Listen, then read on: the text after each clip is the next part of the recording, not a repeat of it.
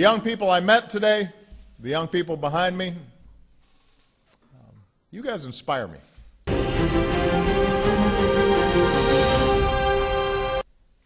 It's young people like you that make me so confident that America's best days are still to come.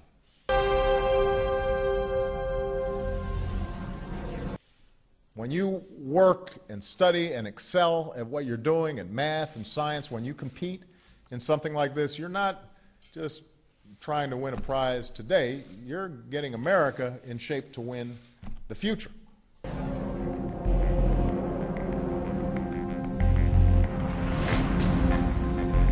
Felix, you are clear to jump at your own discretion.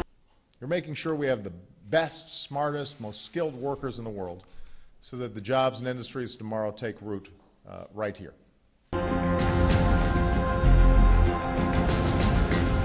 Cleared. I'm on my own.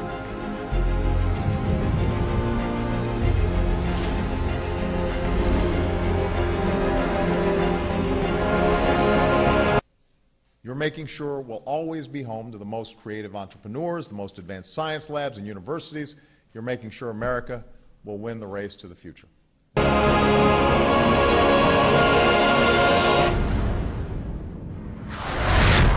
Speed 620 mph. Mach 1.0.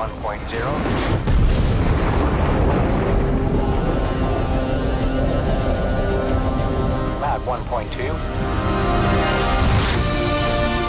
Mach 1.089 and slowing.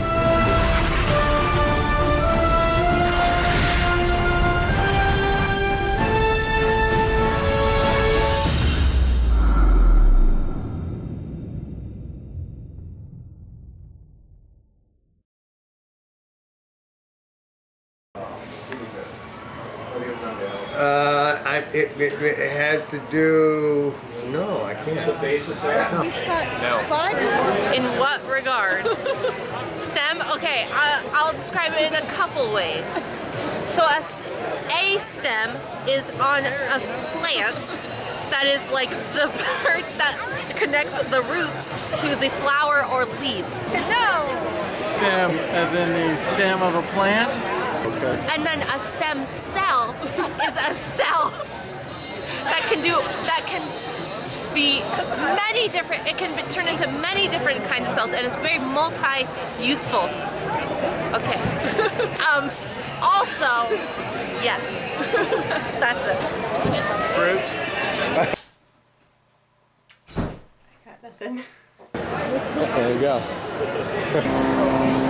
It's bottom of the skull, it's a stem of the brain. I don't even know. Stem? Stem. Like a stem on a plant?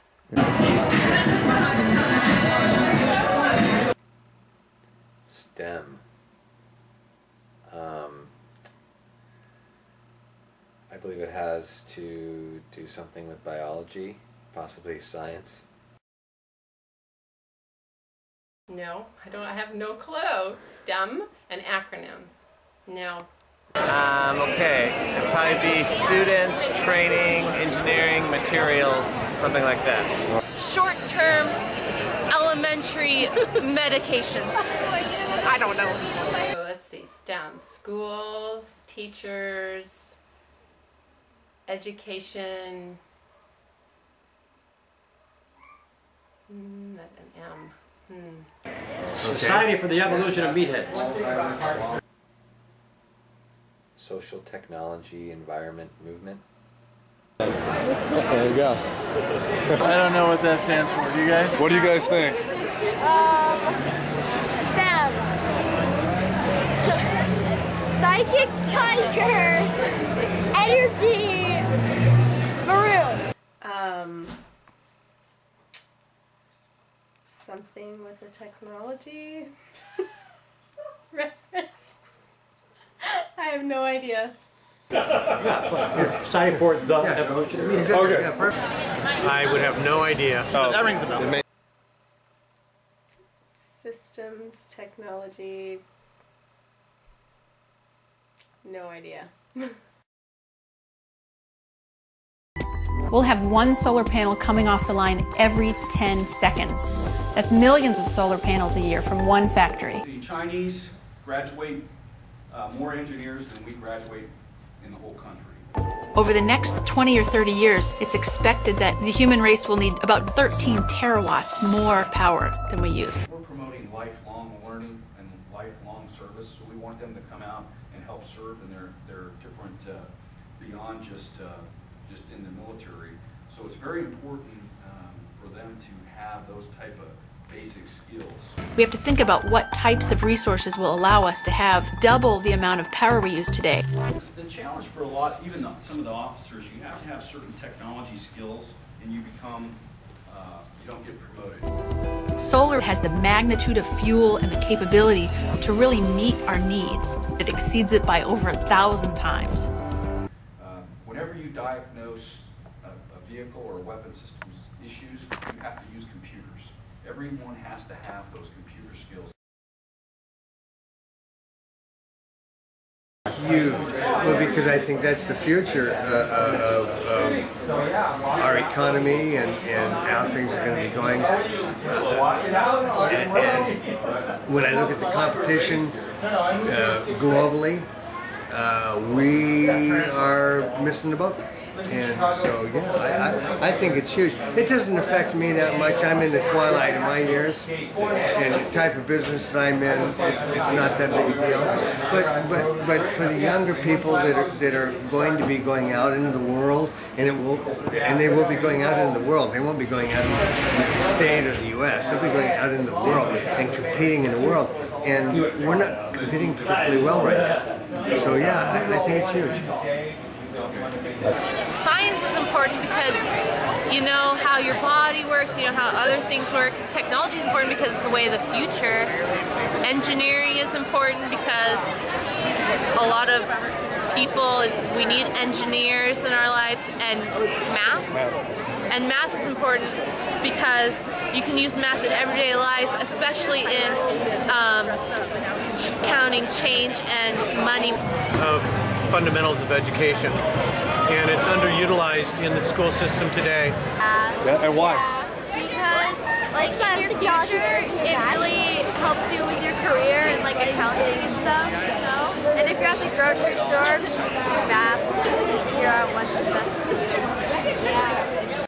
I don't know how they could advance well in any career today without learning all of those things.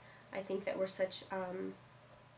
our society's become so technologically based that I don't think they would be able to be successful in very many careers if they didn't know all of those things. Well, it's those types of studies that allow the mind to really think. I mean, you can read and you can write, but there's a discipline of the thinking processes, and those are really the basis of that. It should be put in at a very young age because the mind can absorb it if it's taught properly. I think it's essential. I mean, not just in today's world, but you know, the future we don't even know. I don't see those things going away. I see all of those being more or less keystones of any type of business or any type of engineering career, or you know, any type of, even if you're a journalist, let's say, you're going to have to speak to one of those 4 types of things in your article, no matter what it is. Basis of learning everything. Absolutely. It can only benefit you. I mean, it's, you know.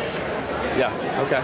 Way of the future, basically? Yeah, basically. I mean, like, it's one of those things where if you don't have it, you know, I mean, okay. Get some dumb kids. That's it. That's all I need. Get some dumb kids. I think a lot of people realize later in life that, you know, if you could have more time to learn these things and develop your skills before you got out into the job field where things move very, very quickly, it would be amazingly helpful. So to answer your question directly, I think not only learning it at a younger stage, but maybe applying it in a job-like setting at a younger stage would be really helpful for the students of, you know, today and tomorrow.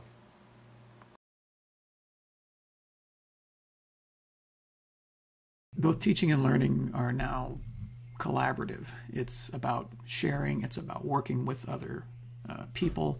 Those are very real-world skills that are not just necessary, they're required of our students. A science teacher named Mr. Miller. What he had us do is work with a lot of different tools, whether it was video editing, whether we had different projects, experiments.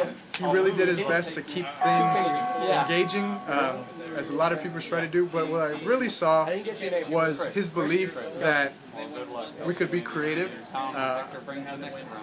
in a frame of engineering or as technologists when we were young. He just really believed that every student could build and be creative. I'll never forget that. Different like compositions of my notes and then made the background. So I'm trying to emulate Basquiat, but also incorporating a bunch of math.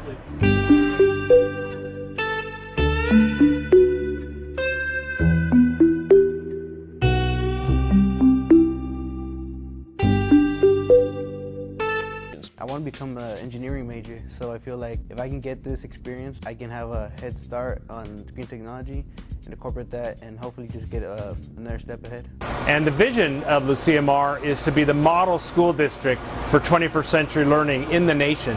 And we're proud of that. We pride ourselves on embracing change, embracing cutting-edge technology and new initiatives, and we're very excited about this coming year.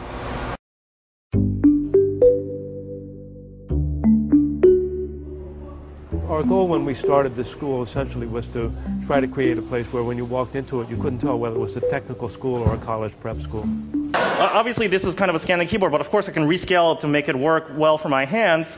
And that's really important because there's no reason in this day and age that we should be conforming to a physical device. I mean, that leads to bad things like RSI. I mean, we have so much technology nowadays that these interfaces should start conforming to us. I kind of cringe at the idea that we're going to introduce a whole new generation of people to computing with kind of this standard mouse and Windows pointer interface. This is something that I think is really the way we should be interacting with machines from this point on. I'm not so much interested in seeing if they can pass an exam, multiple choice, or whatever it may be, as I am in seeing visually, or if they can tell me verbally that they've learned something and can explain the process to me.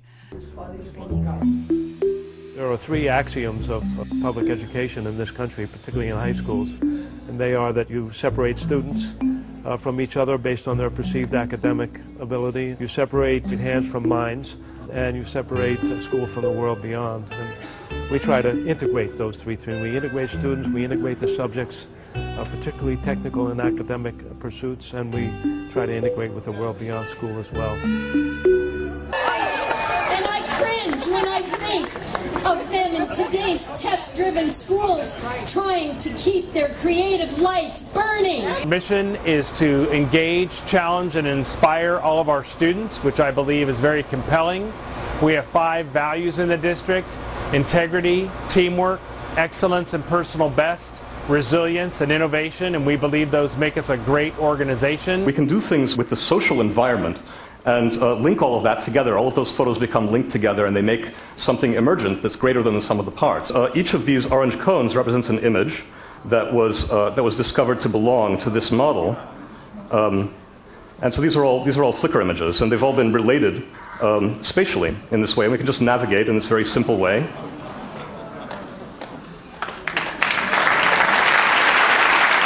I worked at Philips Electronics in the Far Future Design Research Lab, looking 20 years into the future.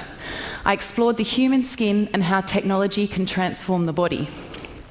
I worked on concepts like an electronic tattoo, which is augmented by touch, or dresses that blushed and shivered with light. Have my students be able to use it and discover the answers on their own. These 21st century skills, these kind of employability skills, were really college prep skills as well. If we were able to pull together a program where we were asking kids to work in teams, to ask good questions, to consider multiple perspectives in the work that they're doing, ask how things are connected, take big picture views and so forth, that that we would be preparing them both for college and for careers. The benefit of the Green Energy and Technology Academy, the GREAT Academy here at Desert Mirage High School, is that the students are learning real-world practical applications. I learned a lot about each form of green technology, such as stuff from the earth, stuff from the wind, all sorts of technologies, and how easy it is to just harness that energy to make electricity and just how to help us. The technology comes from 2003. But its developers say the Harry Potter-like invisibility cloak is just the beginning. Yeah, well, I think the culture of High Tech High in general, not just our school, but the whole village, is a very hands-on approach. Collaboration is a big key element to a successful project, in my opinion. I think they're going to get a deeper, more meaningful understanding of the subject as a whole, as opposed to, one tiny piece of it. And so it's really neat that I can go to any of these kids and talk about ancient Egyptian engineering. I could talk to them about their daily life. I can talk to them about the architecture of pyramids and obelisks, and talk about volume and surface area, and talk about gods and goddesses, and every single one of them would know all about it.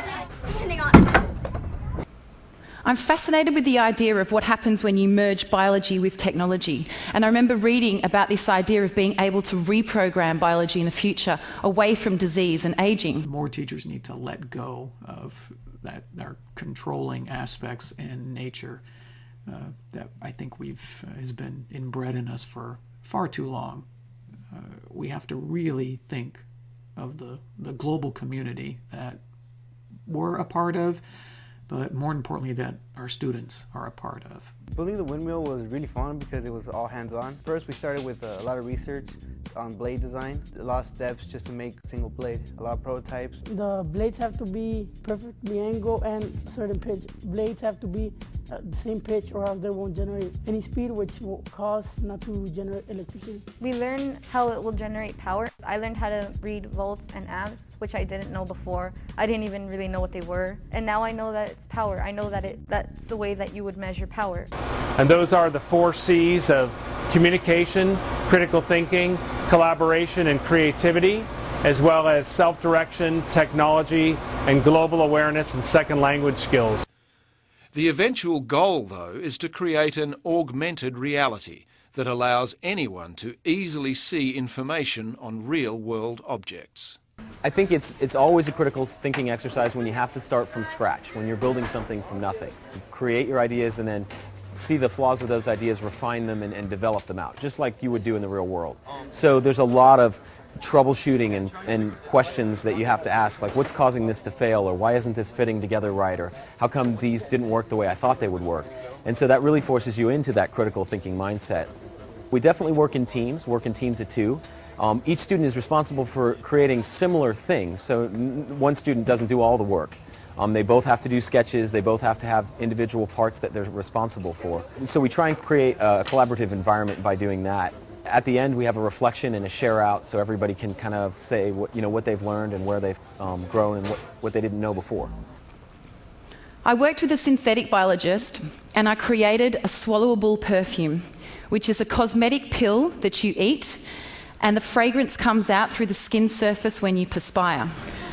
It completely blows apart the way that perfume is and provides a whole new format. It's perfume coming from the inside out. It redefines the role of skin and our bodies become an atomizer. I'm a video producer. Well, I use the scientific method a lot to figure out problems, come up with a hypothesis. I use technology all day long with, all the software for editing and all the cameras and stuff like that. Engineering, not as much engineering, maybe more very basic engineering, if I set up a structure so it won't fall down, very basic stuff. What was it? Math? Math, just probably basic accounting stuff and running a business. And I'm an occupational therapist and I work with children. I use it all the time because I work on development, the 5 areas of development for children from birth to 3 and older into school. So what we do as an occupational therapist, I'm working on specific skills so that children are able to sit and attend or have the fine motor to write and do all the activities, all the areas they need to do it in school. I use computers for all of the paperwork we do. Cell phones are very useful in terms of getting information quicker to people and to be able to collaborate with parents, with other therapists, with other agencies. Technology for my kids, you know, if they have trouble with fine motor skills, they may use some sort, you know, they might use a laptop or other kinds of devices in the classroom at an early age. I'm a commercial insurance broker. The business part of my work is mainly finance and risk management, which is kind of like an applied science, in the sense that, you know, you have to have knowledge about the field and you have to understand those potential hazards that businesses interact with before you talk to them. Technology, I mean, my whole business is based around getting in front of my clients and potential customers in, you know, the most efficient channel possible, because there's so many people to talk to.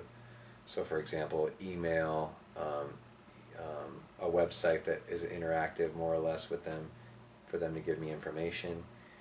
I even, you know, today I even booked an appointment via text message, and I'm constantly on the phone talking to my underwriters or clients to make sure that the communication is clear. And then as far as math goes, I guess I'd be a duplication of what I already said about risk management and finance, but you know, the math part of it really is I'm selling something, so at the end of the day I have to be a really good understanding of, you know, the percentages they're trying to deal with, what their budgets are, and how much the pricing for them is going to be a factor, and how to present that to them. Dietetics. Well, science, dietetics is all about science, how, you know, nutrients metabolize. Technology, you know, what would we do without the internet? I wouldn't know half the stuff I know without the internet. Engineering, I can engineer a healthy meal with my, math, you know, making a recipe into a smaller or bigger size by multiplying or dividing or calculating a body mass index or something like that.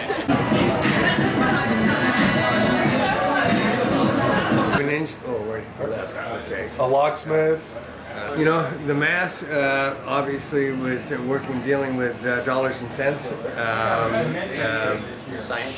No science. Very little science. I don't use it much in my profession. I really don't. Well, technology basically unlocks when you're putting bending, things like that together, machining, grooves, all that stuff comes into play to make things work. Yeah, there's a lot of that. Smart Center. We call them mixologists, so, you know. Yeah. Ratios. Yeah, so it's definitely the math portion of it, right? Yeah. I'm a businessman. Yes, one of my businesses, I build pizza ovens, so we have to get the geometry of the oven just right to hold the heat. So, yeah.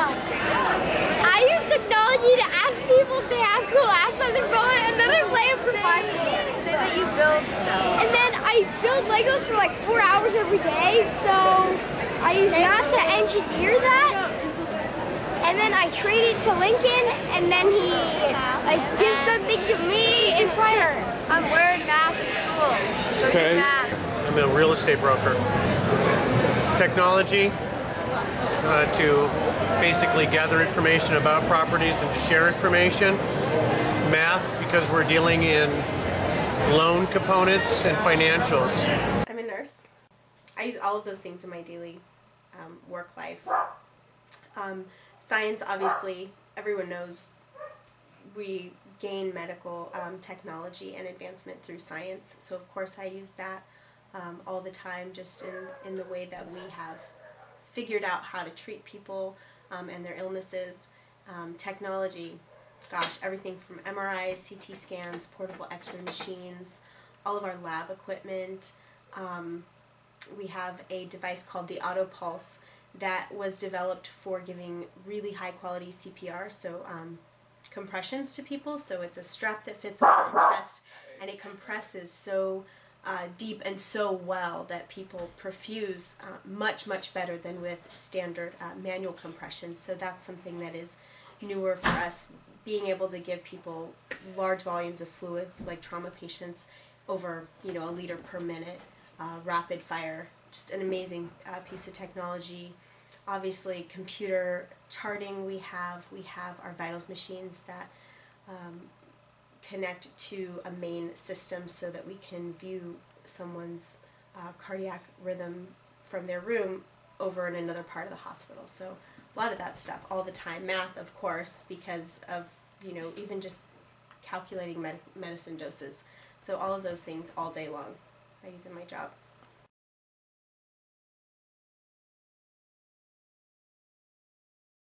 It's time.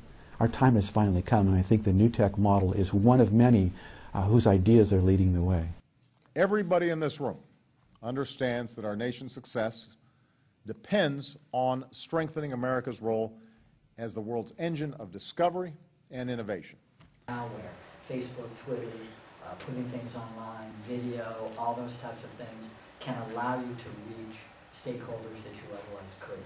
SurveyMonkey, things like that. You have to get beyond thinking that this is the only way to communicate. All the CEOs who are here today understand that their company's future depends on their ability to harness the creativity and dynamism and insight of a new generation. I saw a very interesting TED Talk the other day, and it was put on by a Stanford professor, and I believe it was called the 100,000 Person Classroom. And he opened the talk by showing a picture of a classroom from the year 1350. And it had it all in medieval garb. Up on the lectern there, a professor, and it had students seated as you are now, pretty much in those round tiered rows. And the costumes hadn't changed. The students had the same looks on their faces. And in the back corner, there was one student who was sleeping. So the comment from the professor from Stanford was, what's changed from that year 1350 until today? If we are doing what we're doing in the way we are learning and teaching, and I use those reversed order, learning and teaching, then what will we get, especially as we look forward to a time that we cannot even New get Technology High is one of the New Technology Network campuses, originally started in Napa, and we hope to bring that here in 2012. Next year we'll be doing some recruiting and hiring the director and our teachers, and very excited. It'll be a district-wide program on the Nipomo High campus, and every student gets a one-to-one computer and a lot of project-based learning, integrated studies. So I am just thrilled that we are moving closer to our vision of becoming the model school district for 21st century learning in the nation, and very excited that our community and our board is behind moving forward. If we are really going to make a change to the American high school as we know it, which looks an awful lot like the American high school you probably attended, and I know I attended, and perhaps even my parents attended, if we're ever going to make that change, it is going to be through the power of transformative ideas. And I believe that's what New Tech brings to the table. And that leadership tomorrow depends on how we educate our students today, especially in science, technology, engineering, and math. Disengaged students don't see any linkages between what they're doing currently and where their futures might lie. So when you look at linking the powerful model of a higher education institution such as Cal Poly to a high school model, and you articulate that in a way that you have project-based learning as the core of what you do, that's a tremendously, again, transformative and powerful idea that helps high schoolers make the transition not just into a career, but into a successful academic career, especially at institutions that are very demanding and project-based, like Cal Poly. We know how important this is for our health, it's important for our security, it's important for our environment, and we know how important it is for our economy.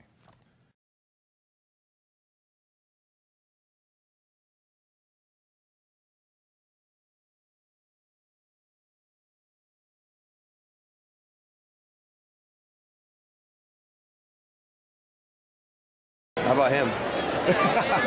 There's a dumb kid. I was gonna say, he had no stem. There's no stem right there.